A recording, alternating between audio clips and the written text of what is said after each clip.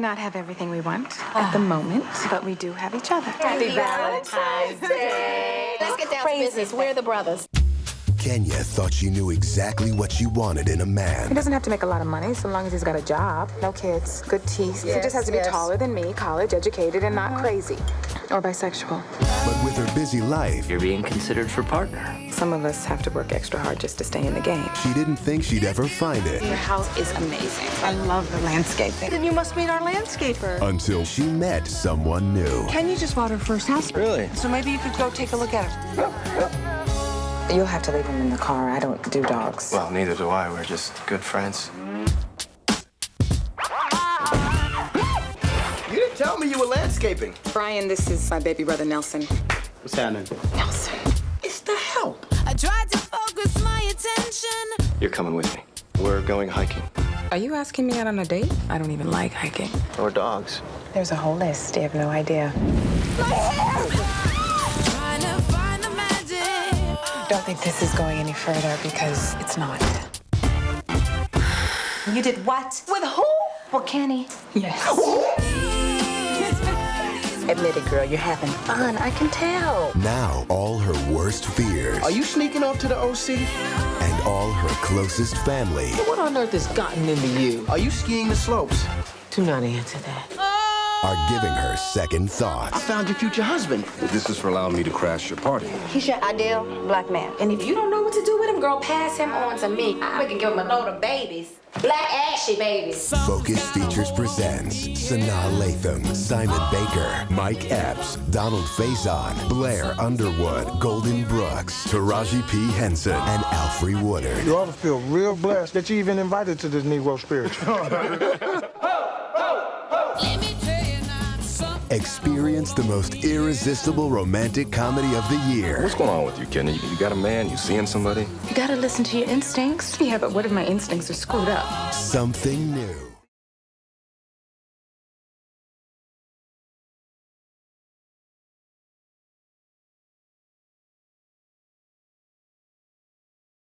Hello, everyone. My name is Jacqueline Coley, and I am delighted to moderate this conversation for the Academy's Visiting Artist Series.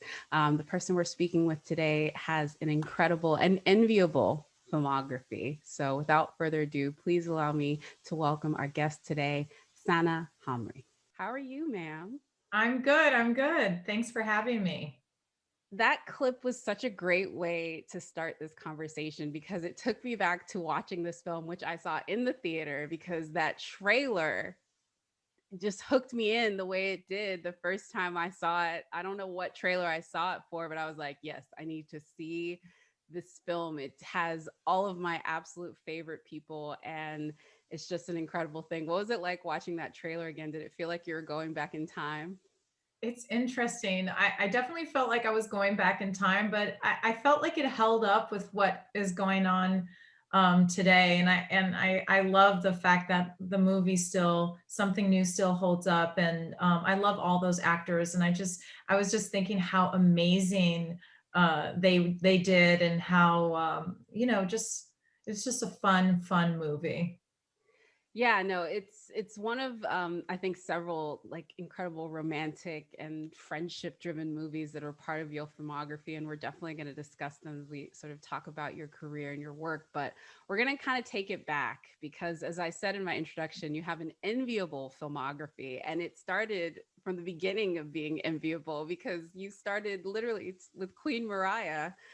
Directing her in your very first credit, which let's just say at that point I would have given up and like, this is it. There's nothing gonna top directing Mariah. So talk about, starting off in music videos, how you got that first credit, which I know so many folks watching this can sort of think back to, or maybe you're thinking towards. Well, I started off as an editor, and I was editing a lot of the kind of cheaper rap videos, like hip hop videos. And then I had like a small career of just, learning a lot about music. And it was through kind of the eyes of the rappers of the time. And I met Mariah as an editor because one of the editors, the really famous like go-to editor, was not available. So I wound up having to to step in and edit for Hype Williams at the time. And she walked in the editing room and she had never seen, you know, a woman of color.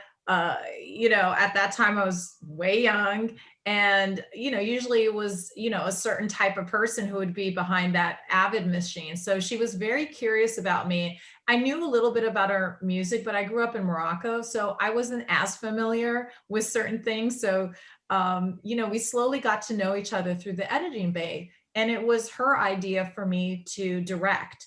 And I really wasn't, I was like, I went to, you know, theater school. I went to Sarah Lawrence and studied theater and psychology. So I never went to film school. I'm self-taught as an editor. And when she suggested that I should direct one of her videos, I literally was like, Mariah, I don't want to screw up a video. I've never directed before. And she's like, Senna, I see your vision. I see your eye. And she was like, I've worked with a lot of directors and I know you can do this. So I really trusted her.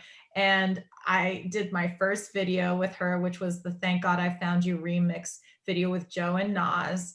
And it became like the #1 video. And, you know, back in the day, they would put our names on it. So people were like, yo, you're a music video director. And I'm like, oh, I don't know. I was like, I'm still an editor. It was a one-off. And then a lot of the other artists started calling me, like Destiny's Child, Jay-Z. And they're like, can you do a video? We know you're an editor, but could you do a video for us?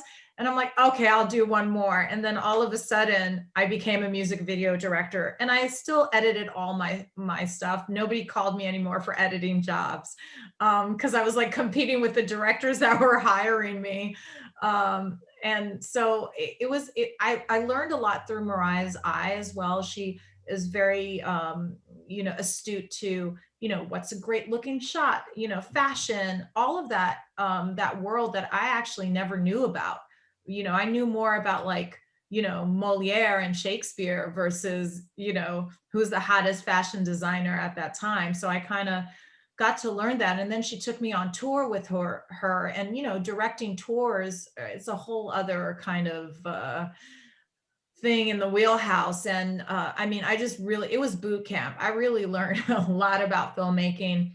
And I was able, because, you know, when you're working with an artist like Mariah, you're using really high level cinematographers. So I literally was a student of these DPs in learning about lighting and just what the great lens is. So I've been very fortunate in terms of my schooling as a filmmaker there with her. And I love hearing you talk about her as someone who's just been a fan of her music and obviously, you know, just seen her from afar.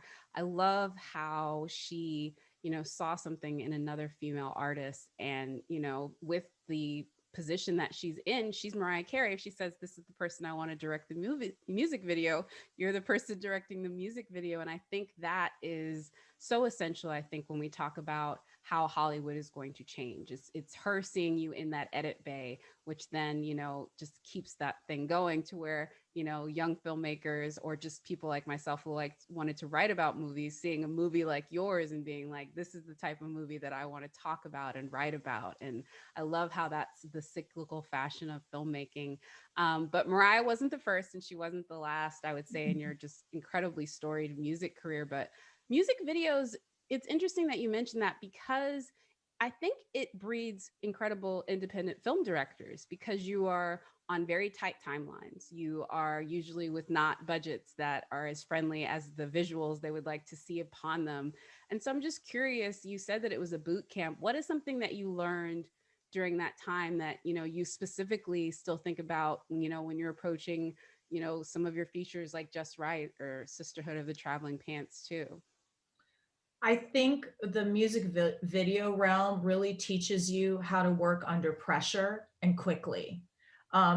It is kind of synonymous with filmmaking, I would say, because, you know, a lot of times with budgets and all of those things, you have to be able to think really quick on your feet and give a really great product.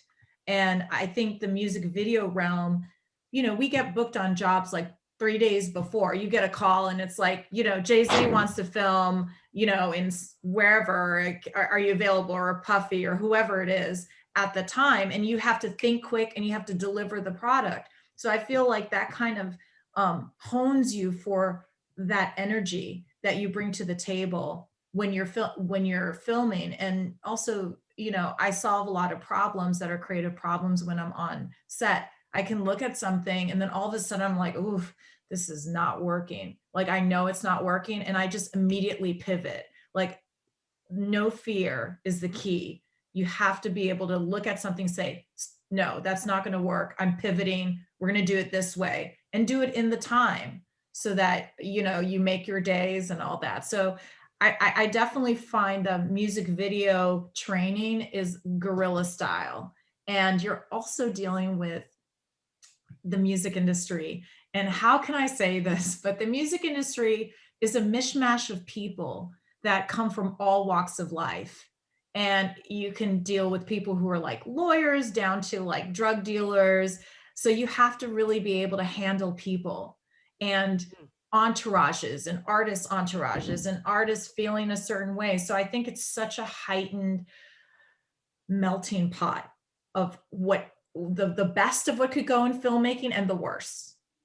So yeah, I think that's it's a crucible, like you said. It and what comes out of it is these incredible filmmakers. And I especially love when I speak to filmmakers or artists or creatives like yourself that come from different backgrounds. One of my favorite film composers, you know, he's a classical trained pianist, but he also was very much in depth into hip hop culture and like was in an instrumental hip hop band. I'm talking about the Oscar nominated composer Nicholas Britell, and yes. and just seeing him, you know, and how he works with Pusher to do like a remix for the, you know, stuff that he does with Succession. And I think that those sort of like different, I would say, influences really bring into it. So I'm just curious, obviously theater is a medium where there's a lot of crossover, but back to your Sarah Lawrence days, I think there's just definitely something about your time there that is something that is not maybe necessarily seen in a lot of folks that are in a director's chair, that you could sort of meld into that. Did you see that when you were first, I would say, directing music videos, but more definitely with the features? Well, I think when I was on the set of Something New and I was finally directing actors with dialogue, I realized what that Sarah Lawrence college training was in theater brought to me, because I was able to, you know, I was trained in Alexander technique and all of the stuff that actors have to do to open up their instrument, make them feel comfortable. And I was not really using it when I was doing music videos and commercials. I only finally was able to use it in my first feature.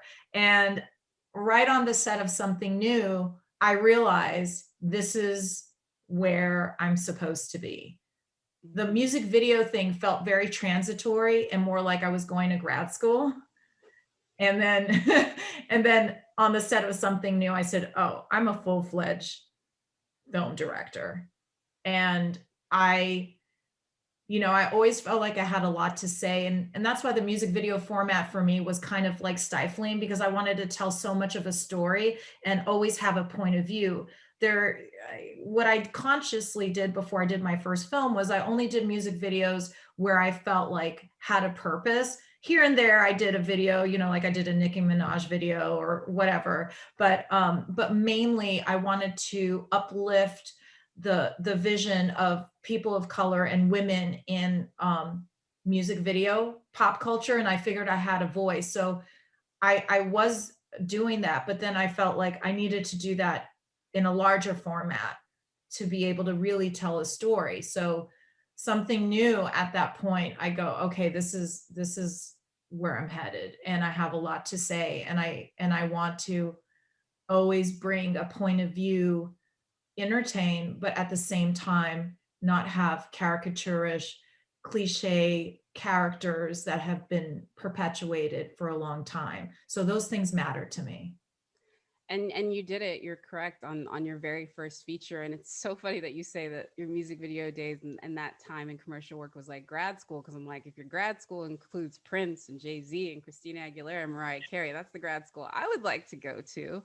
But let's talk about that graduation process, because as I talk to a lot of filmmakers who have moved from commercial work or music videos, there is a bit of a glass ceiling there, where although you have this, you know, maybe I would say storied career within the medium, obviously you know how to direct, but getting someone to say, hey, we're going to trust you to sort of jump into this next level is sometimes very difficult for folks to get that level of trust from producers or actors or everyone. So how did the script, I mean, how did Something New, the whole process come to you? And then, you know, that cast as well, because that is just an incredible cast to have on your very first feature. I mean, Sanaa Lathan, which first of all, give it up for everyone on that crew, making sure they get your two names correct.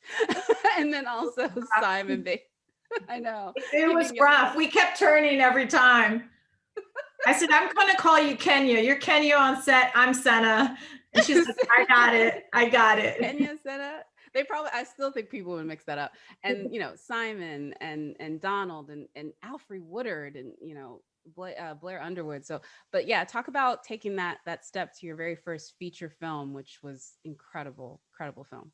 Well, just like the sisterhood that Mariah and I had, and it takes a real true sisterhood, the other sisterhood was Stephanie Elaine, who produced Something New, who took a chance on me. And, you know, at that time, if you think of it, people like me were not around. Like now everybody, you know, thankfully, way overdue. But I mean, I would walk into rooms and I mean, it would really ruffle feathers, just the way I looked. In fact, I was a female, you know, that I was mixed, that they didn't know with what, they didn't know how, like, I mean, all of that stuff, like, I'm very conscious of it. And, you know, I'm confident in who I am. I have to be, you know, but it took a sisterhood, and it took Stephanie Elaine. We had a conversation. I didn't even know how to meet on a script. Like, I read the script and I really loved it, but I had, you know, some notes. And, you know, I talked to Stephanie about it, and I said, look, I really want to add this, you know, do, you know, the scene with the hair, with them in bed was something that I kind of thought up and told the writer, I want us to tackle those things. I know it's uncomfortable for us, but we need to talk about these things. Especially, you know, he's like, well, do you sew it in? And making Kenya feeling uncomfortable about that she has a sew in and all that. Like back in the day, people weren't talking about that stuff. So it took kind of that. It's important that women and women of color take the leap of faith with each other. And that's what it took. See, had Mariah not say to direct, and Stephanie Elaine didn't give me my first feature, and of course Focus, you know, approved it, but you know, Stephanie she made sure it happened, and she got me, and that's how I was able to kind of jump in it. It wasn't an easy road after that. Let's be clear, because we're still dealing with all that stuff, but you know, it's way better now. Everything's the way everything is as it should be. That's how I view life.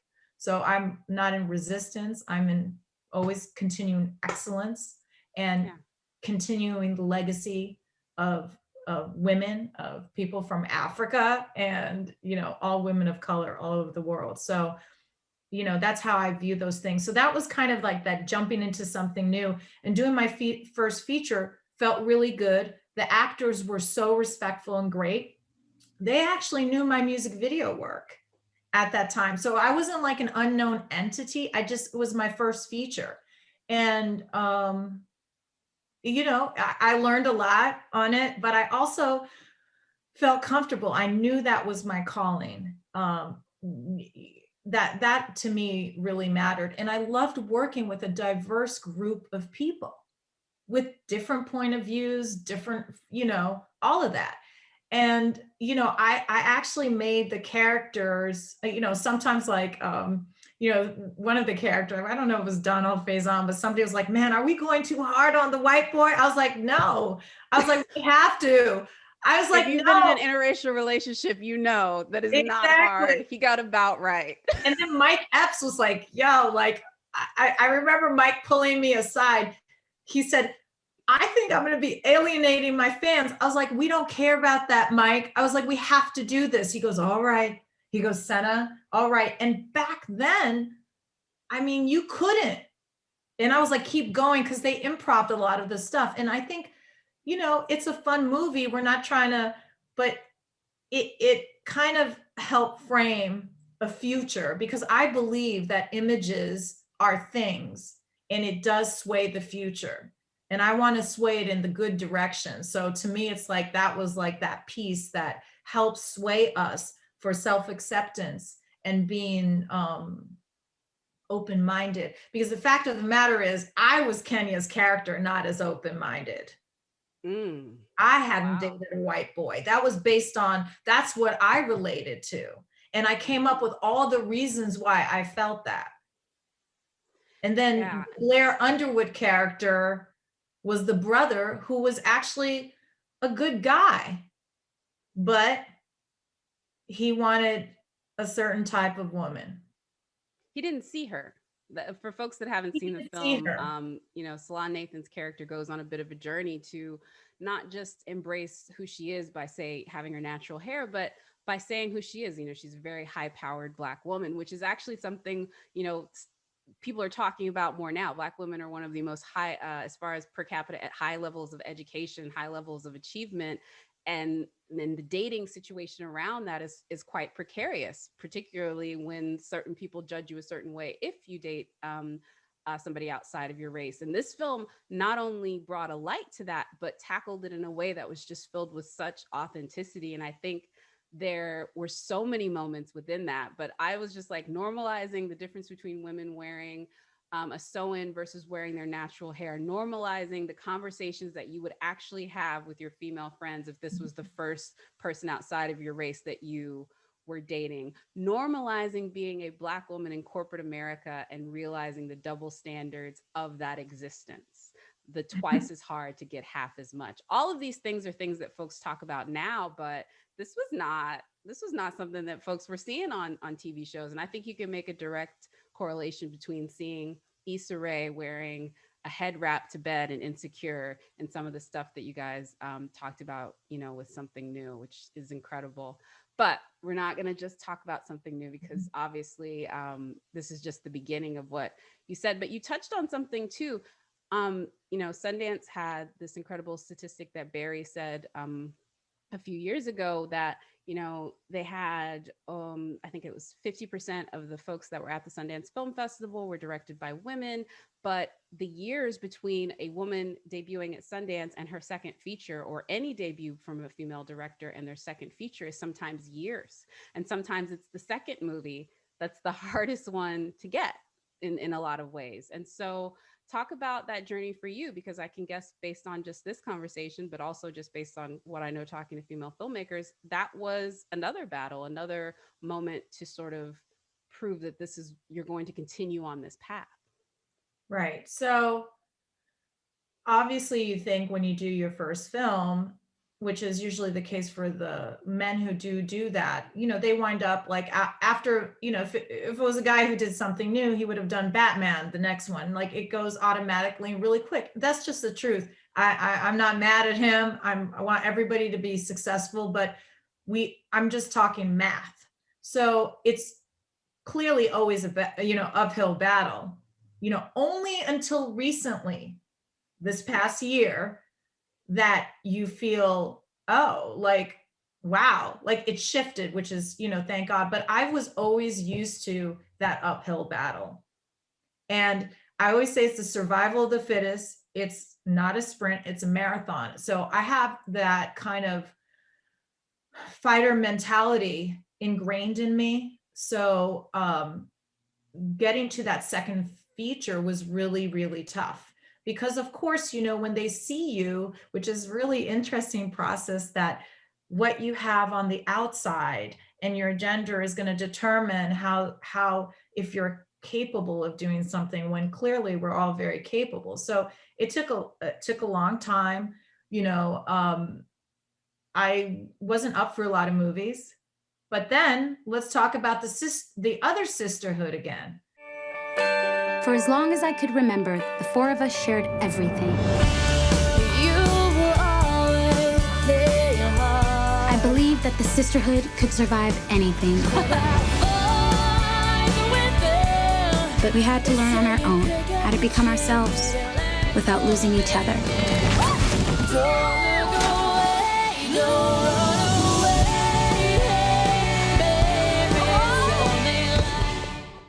So the other sisterhood, so, you know, is Deborah Martin Chase, who was the producer of Traveling Pants.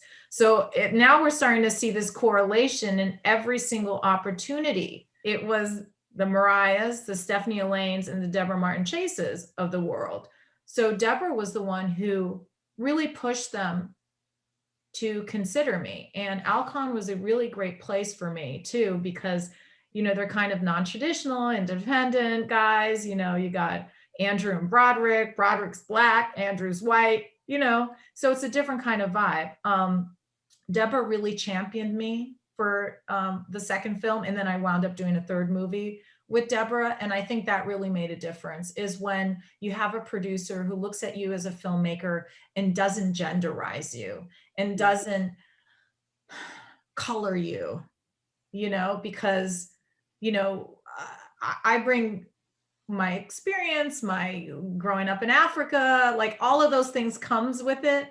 But at the same time, like, you know, I want the same opportunities, and we should all give each other the same opportunities. So I feel like Deborah was really, you know, key in kind of continuing that motion. And it wasn't easy then too. Even doing the movie wasn't easy, and, you know, all of that stuff. So, you know, after that film too, it was really difficult. I was still dabbling in, you know, while I was doing those movies, I was still dabbling in music. I have to be real. And I was working a lot with Prince. I was his creative director. I was his creative director for like a decade. And I kept working with him on the side. He was like my side gig. And he would always say, man, are you moonlighting again? And I'm like, yeah. I was like, I can't do it this weekend, but I could do it next weekend. So literally he was my side gig while I was trying to pursue this. But he definitely, Prince was very, you know, he said he was with me. He came with me as my guest to the premiere of Something New. And that was when he first saw the film. And he was like, it's ahead of its time.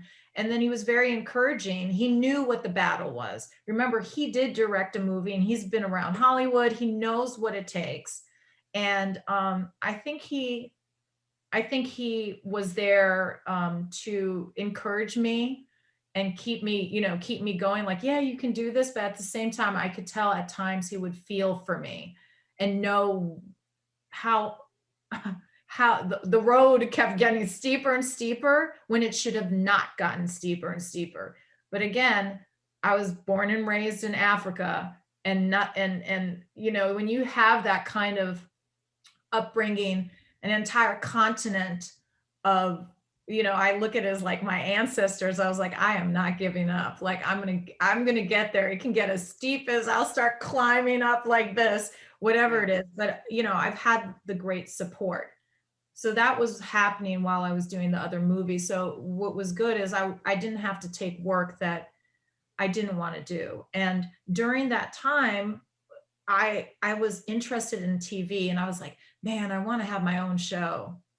So I was like, let me try directing here and there. Let me learn about this TV industry, which was completely different from film, completely different from music videos. Different breed of people, different culture, different way people do business. I was like, man, they have lunches, they get their weekends off. I was like, ooh, I've got to get it into, like, literally, because I was used to like filming on the weekends a music video, doing movies, and then going on tour. And then I said, wow, these TV people, they have a good life. I was like, so it's a good gig. It's a good gig and content. So I kind of like went, because I mean, I'm a creator, so I want to have my own shows and have, again, to have characters that are authentic, that represent the now, that, you know, female characters not being pawns and inactive at the service of male characters, people of color being in positions that we all are in, and then seeing that and seeing the trials, tribulations of that. So I feel like the entertainment in any form is where we can make a change in the world. And that's all that matters to me in anything that I do. That's why I move between mediums, because I'm like, oh, if I can't, let me try to reach this group. Let me try to reach the younger group. I always try to stay in the ear of the youth, You know, Gen Z, I study them so that I can keep pushing that needle. That's incredible. And I wish more people approached it the way you do as a student of really people, of sociology, really. Like, I mean, that's really what you were doing. And that I think is why when I look at so many of the characters that you've directed, from Queen Latifah's character in Just Right to the Girls of the Sisterhood of Traveling Pants to some of the stuff you did with like Empire and some of the other shows, they feel like real people. They do not feel like caricatures. Even when they're doing these very sort of broad things, it still feels like this is somebody that I would know from around the way, especially for, you know, for me when we get to Just Right. But I wanted to touch on real quick with the Prince stuff, because he also seemed to me to be, as you said, sort of an artist advocate. And just an advocate for creatives being given the freedom to just do, to just create, to just make art. And he always just seemed to be anyone who got a chance to, like you did, work with him intensely and sort of learn at the side of him and also help him craft his vision. They all talk about how just stunned they were with his talent, and the talent that maybe he was stunned by, but more they were stunned by the fact that he wanted to rise everyone around him. And I think, you know, you've already talked on it a little bit, but I just would imagine that was another, not an education, but a different sort of perspective to how you could approach filmmaking after that too. Absolutely. I mean, Mariah gave me the base, but he also gave me the point of view. And it was another school. I went through his school, and you know, it's kind of like the school of James Brown. I mean, it's a different type of a different type. He basically, I was always inherently musical. Remember, I used to edit images to music, so I'm inherently have music behind me. He really got me up to his level. And you know, because I would edit for him, I would film him, we would, you know, when he would do concerts and stuff, you know, rehearsal, all the lighting cues. You see, he knew about lighting cues like nobody else did. And I literally learned all about the lighting cues. He's like, was that late? And meanwhile, it's like a microsecond late. And I'm like, yeah, I think it was. He goes, well, it can't be late. So I would have to time some of the cues. So Prince gave me this manual, tactile, sonic way of approaching things. So after going through his school, I can hear everything, and anything that's out of sync, off beat or whatever, somebody claps off beat, like you see that in, you know, I mean, or dance off beat or whatever, I catch it before most people, and it's because of him. And you know, we filmed so much, a lot of stuff is not out or anything like that, but like I spent a lot of time in the studio with him and Maceo Parker and a lot of different artists, and like, you know, being around that live music and seeing it being recorded and just being around that process really taught me a lot about filmmaking, and it opened my mind visually of what one can do, what works, seeing an image and what does that sound. So score is so important to me. And he was so good at making score. He made a few pieces for me. You know, he was like, well, what do you want? I'm like, I want it kind of like this. And he's like, well, I'm not making elevator music. He'll say, he'll tell me that. I'll say, I don't want elevator music, but we don't need it. Like they're eating in a cafe. Like we can't have a guitar solo here. It's distracting, you know? But it was a really good school. And, you know, I'm so grateful for that. It definitely kind of, sound is part of filmmaking and so important. And the tones of sound really can indicate a scene. And I really learned a lot from Prince on that. I should have known a music video director directed something new when you open with that Love song by Posey, because I literally bopped that song for like weeks after I saw that. And this was back when you couldn't just go to Spotify. I had to like go and or Shazam. I had to like go back and be like, what is this song? I'm like watching the credits to like pick it out of the credits so I can go buy it later. Again, tell a little bit my age, but yeah, no. In all of your movies, both music cues and as well as scoring. It drives thing. I think about the basketball scenes in Just Right and how you guys set up stuff with that. It's the same thing. We do have also some questions from the students that had submitted for you here, and they definitely want to talk to you about craft and technicality. But before we get there, I want to kind of bring it to a full circle moment, because you're right, you've done a ton of incredible television, but I thought the television show, obviously, that felt like such a great full circle moment is you directing on Empire, because I feel like it marries the roots of your filmmaking and even the roots of your very first feature, because you're reteaming with Taraji, who, if folks don't know, her quote in the trailer where she's like, I'm gonna give him black ashy babies, like that was like, she's just so incredible in that movie. And I can imagine it was kind of interesting, coming back to this now. I mean, this is her show, and coming back into direct. I just feel like it had to have felt like a bow on everything that you'd done thus far. Absolutely. When I was approached with Empire, I was approached by Lee Daniels and Danny Strong and Eileen Chaikin. And, Lee hadn't done television before. And, Lee Daniels and I were talking, and he was like, we need somebody like you, because you've done a little TV, but you get the vision of the music industry, and you'll be my ears and eyes. And I was like, I love it. I want to do it. And it was my first executive producer job.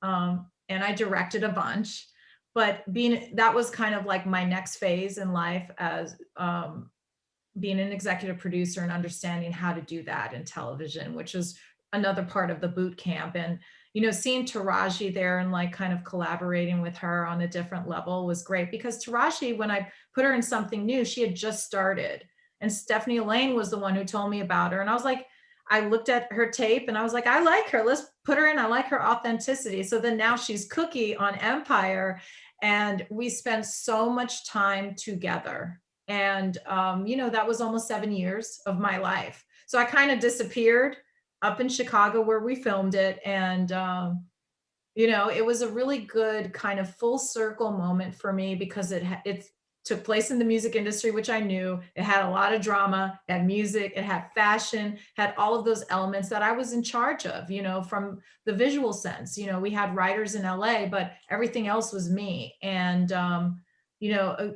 great testament to Lee Daniels and Danny Strong for them trusting me with continuing the vision and, kind of making it my own thing as well.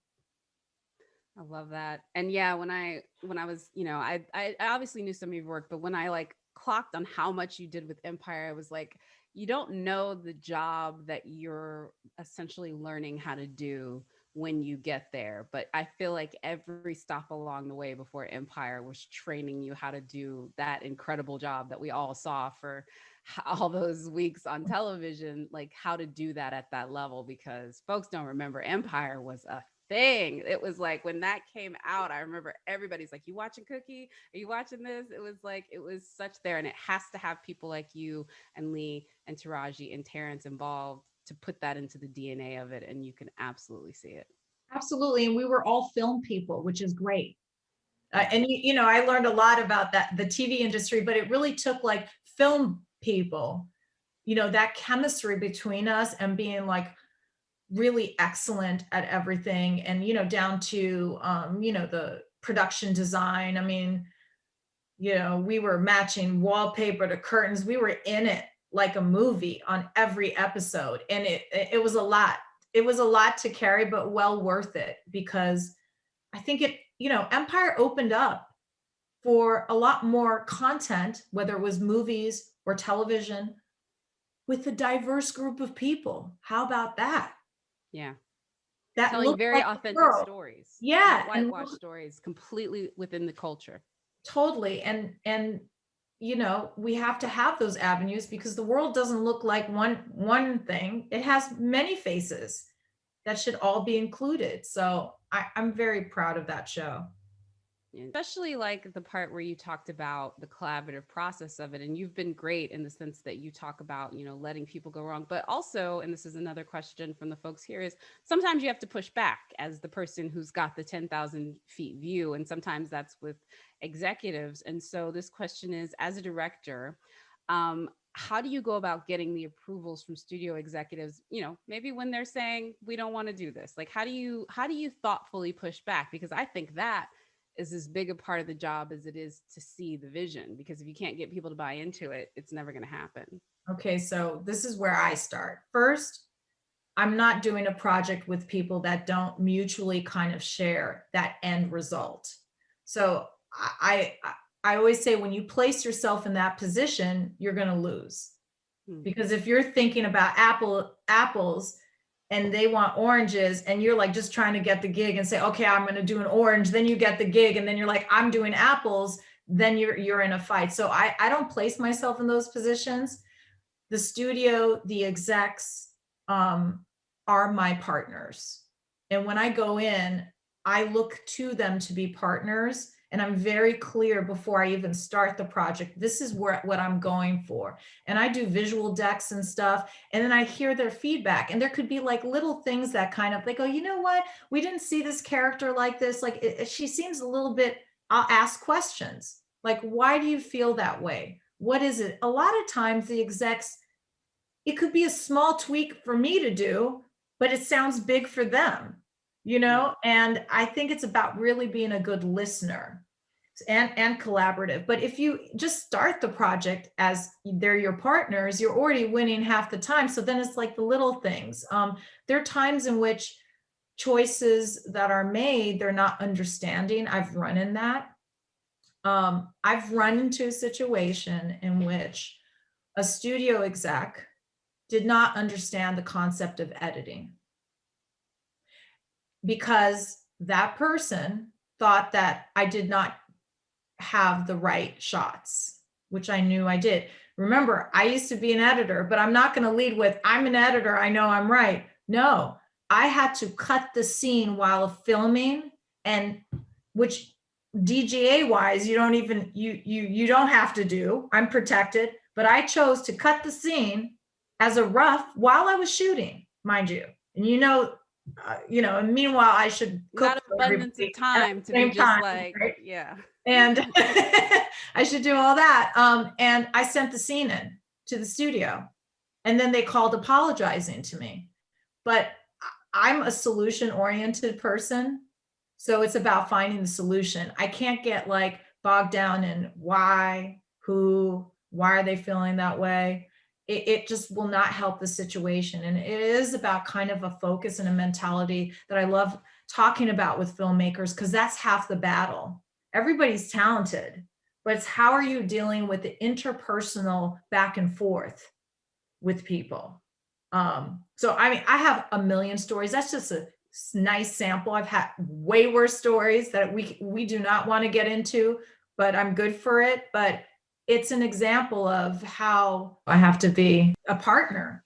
We have a couple more here, and you actually kind of touched on it too a little bit. What are the first questions you're asking in that first moment with the script, which I always think is so great? It's after if a director is given a script, or maybe after they've written a script, it's that first moment, from that moment when they switch off the writer brain to when they're then into the director. What are those first questions? What are those first sort of, I would say, rabbit holes you're going down to find the visual side of the story? For the meaning I've already accepted the script.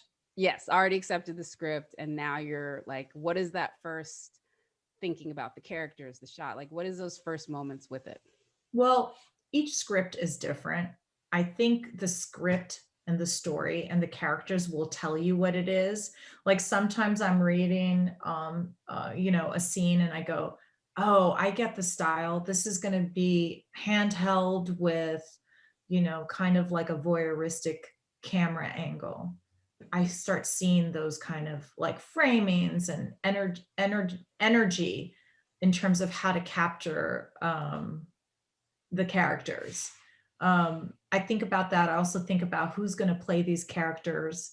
I also want to make sure that it all matters and that the characters are super authentic, and that, we can understand the story from different point of view. So, I mean, my process can vary, but I definitely pull images I'll just scrounge around for images from like photography books. I'm like, oh, this made me think of like Shibuya in Tokyo when I was there. Let me pull this, the crowdedness. Like I'm a little left of field with the way I pull my images, and then I start like creating these color palettes. I'm very intent on like what the vibe is going to be, and so it's not like all over the place. And then I kind of like, once I know what it is, I land on it, so to speak. I love for that. I'm going to go a little off script with this one, but you mentioned that you're, in addition to reading these photography books and all of that in your research, you mentioned that you watch a lot of foreign films. I'm just going to, because I'm curious as to what I need to be watching next. What are you watching? What should I go pick up if I maybe haven't seen it, which I'm always excited to do? Well, the foreign films I watch are like older movies. So it's like, L'année dernière à Marienbad, which is last year at Marienbad. Anna René is one of my favorite films. Another great film that I love the energy of it is Godard's Contempt, Le Mépris. Yes. There's Caché, which is more of a modern thing. There's Agnès Varda, Cléo de 5 à 7, Cleo from 5 to 7. Like I watch a lot of the classics. I'm also, I've been watching recently some horror. There's like a very scary movie from France called Martyrs, which is really very interesting camera work and stuff that I study. Like I'll study different things for different reasons, lighting exposures and lenses and stuff. So, and then of course I'm on Criterion all the time and like seeing, what's there. I watch a lot of African films too. And, I see what's happening, in back home. So that matters to me too. I love that. I actually just recently finally got to see Ganja and Hess for the first time, which I think is just an incredible film. And since you mentioned French filmmaker and horror, I'm just going to go and say, if you haven't seen Julie Ducour's Raw, I live for that movie. It is one of the most twisted horror coming of age stories you will ever see. I live, Oh my live, God. live. So I know it's a bit of a detour, but hey, we're at the Academy. It's all about recommendations. And Totally. the two words that'll make any film fan light up is Criterion Collection. I know. I mean, that's what I do on my off time. Exactly. Well, I just have to say this. It was a real joy to take a small peek back at your incredible filmography and all the work that you've done. I felt that I learned something. I hope everyone listening to this. So just thank you so much for your time. And I also want to thank the Academy for inviting us here to do this, because it was really a treat. And I think it's just fun to talk movies with movie people. So thank you so much. Thank you so much. It was fun.